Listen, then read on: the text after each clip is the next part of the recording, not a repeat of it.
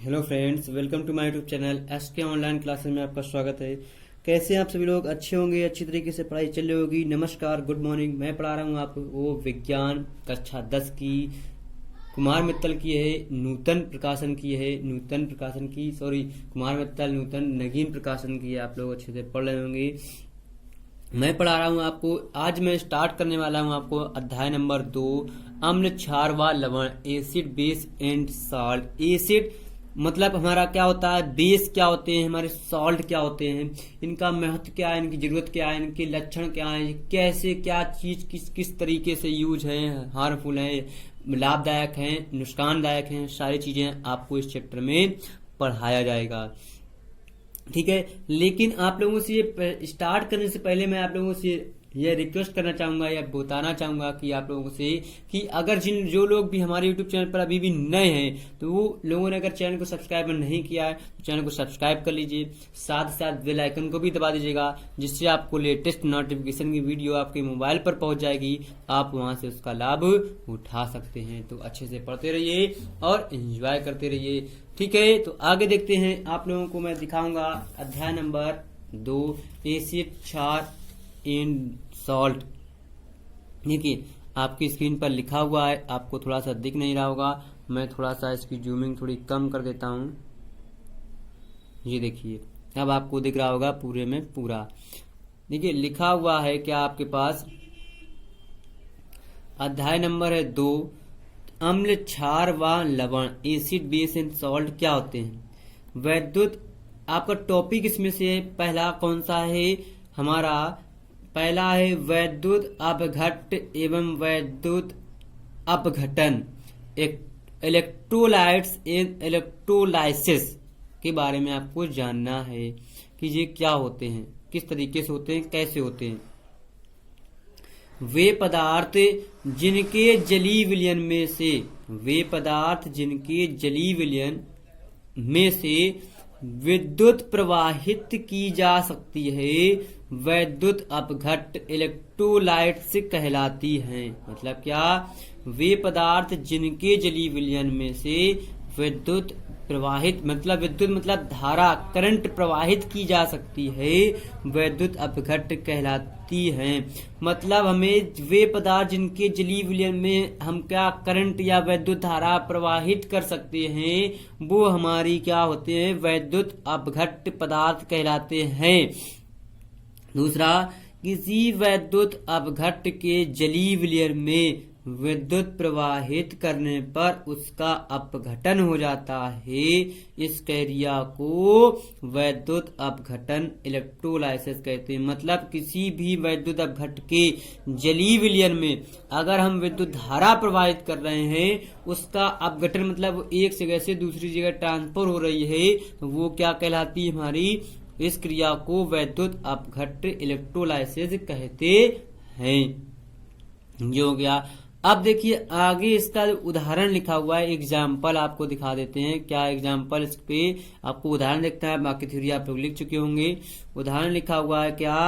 Hydrogen chloride के जलीय विलयन में विद्युत प्रवाहित करने पर निम्नलिखित अभिक्रिया होती है। क्या होती है?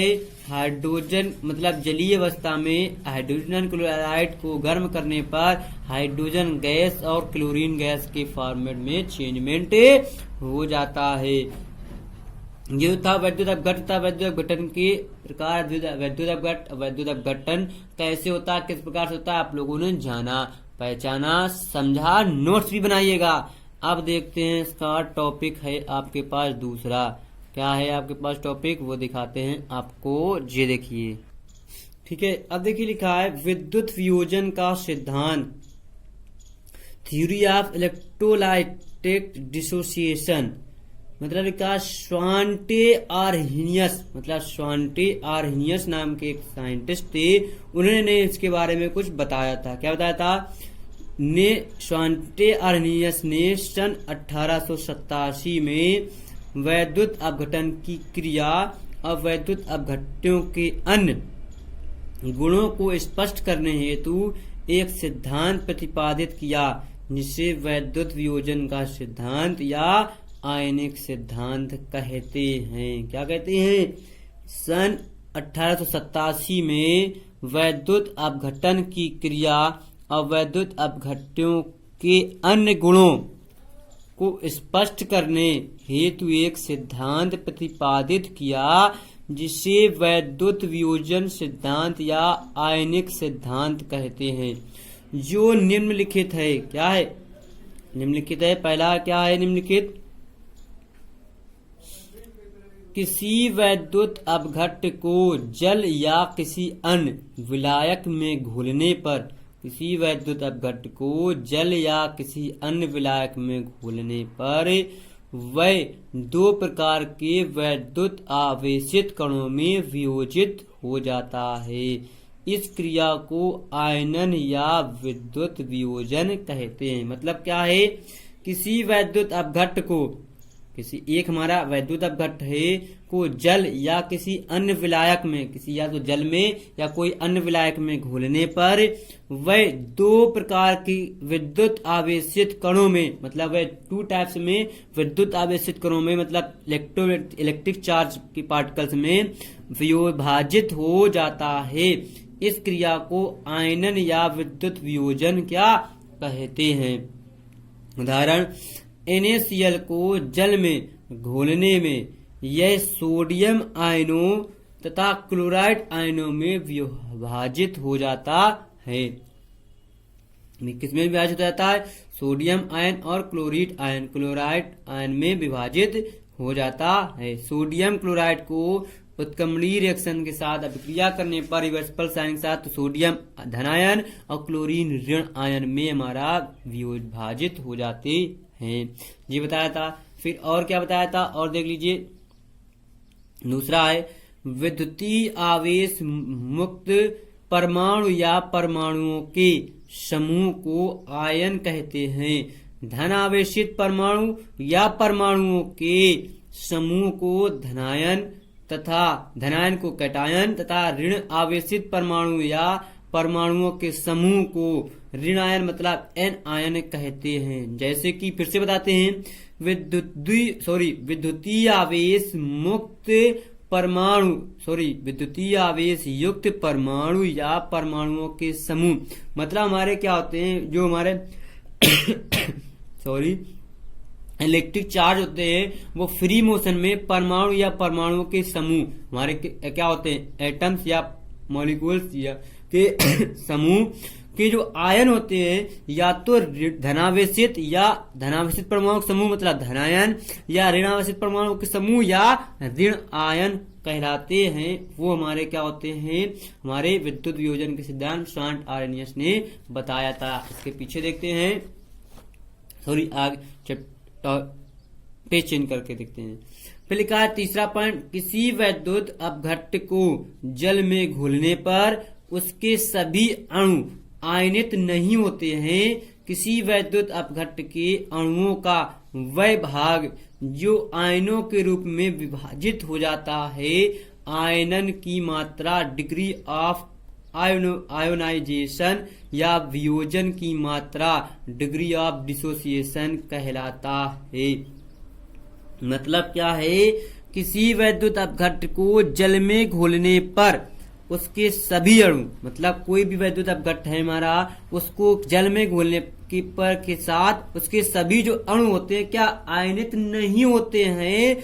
वे किसी वैद्युत अपघट्य के अणुओं का वह भाग जो आयनों के रूप में विभाजित हो जाता है, आयनन की मात्रा डिग्री ऑफ आयोनाइजेशन या वियोजन की मात्रा डिग्री ऑफ डिसोसिएशन क्या कहलाती है।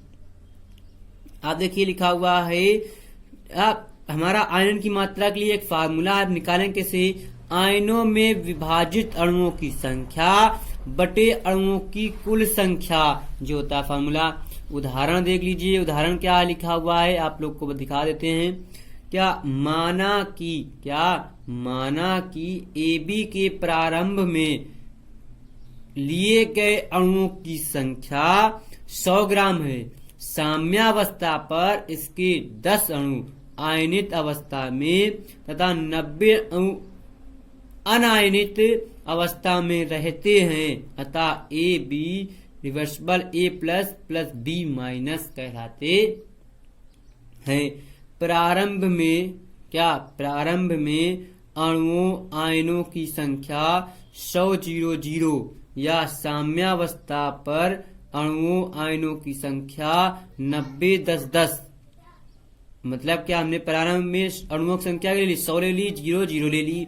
असाम्यावस्था के बाद मतलब रिएक्शन होने के बाद 90-10-10 बची।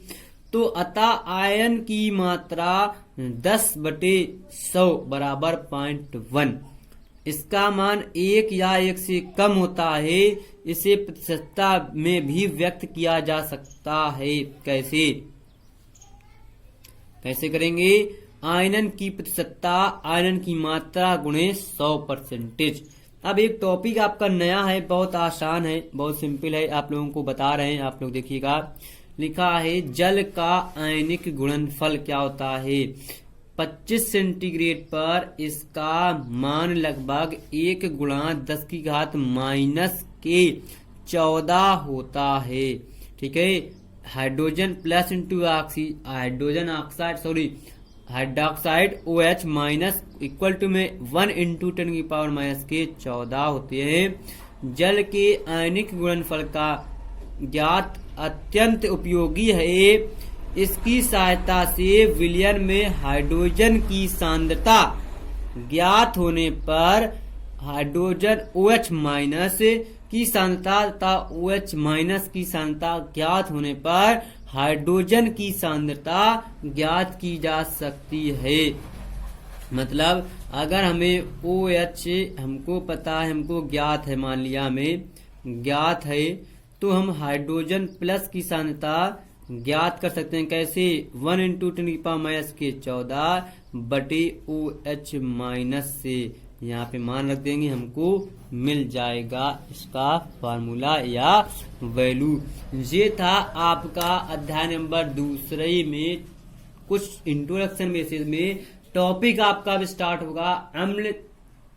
तो अम्ल आपको बताया जाएगा नए चैप्टर में, नए तरीके से, नए पार्ट में। तो आप लोगों को आज यहीं तक है। आप लोग यहीं से क्या एंजॉय कीजिएगा और साथ ही साथ क्या यहाँ से अच्छे से पढ़िएगा, प्रॉपर नोट्स जरूर बनाइएगा। और साथ ही साथ जिन लोगों ने अभी भी हमारे यूट्यूब चैनल को सब्सक्राइब नहीं किया है तो चैनल को सब्सक्राइब कर लीजिए। साथ ही साथ बेल आइकन को भी दबा दीजिएगा, जिससे आपको लेटेस्ट नोटिफिकेशन की वीडियो आपके मोबाइल पर पहुंच जाएगी। आप वहां से उसका लाभ उठा सकते हैं। तो कल फिर मिलते हैं नए जोश, नए एनर्जी, नए उत्साह के साथ। Bye bye.